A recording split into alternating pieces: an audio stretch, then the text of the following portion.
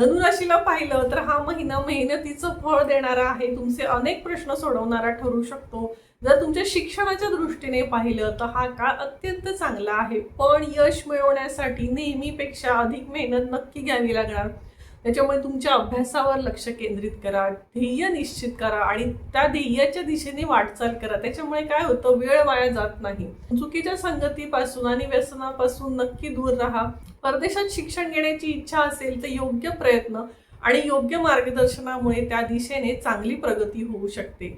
तुमच्या कुटुंबामध्ये आनंदाचं वातावरण राहणार आहे, जोडीदाराची चांगली साथ मिळणार आहे आणि आर्थिक स्थिती ही समाधानकारक राहणार आहे। घरात तुमच्या एखादं धार्मिक कार्य होण्याची आणि धार्मिक प्रवासाचे योग येण्याची शक्यता आहे। कुटुंबामध्ये शांतता आणि समाधान नक्की राहणार आहे। तुमच्या जवळच्या एखाद्या व्यक्तीच्या आयुष्यातही चांगली प्रगती होऊ शकते। नोकरीतील काही काळापासूनची चिंता कमी होईल। प्रेमसंबंधामध्येही सकारात्मक बदल होताना दिसत आहेत। नोकरी आणि व्यवसायाच्या दृष्टीने पाहिलं तर हा महिना अत्यंत अनुकूल आहे। आत्मविश्वास वाढेल आणि घेतलेली कामे पूर्ण करण्याची ऊर्जा मिळेल।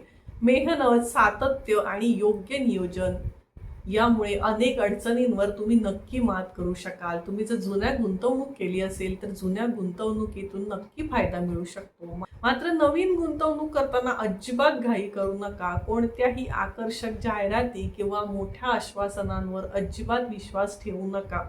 सर्व माहिती 2 वेळा तपासूनच निर्णय घ्या। व्यवसाय स्पर्धकांवर मात करण्याची संधी मिळेल आणि तुमचे नियोजन तुम्ही नक्की यशस्वी करू शकता।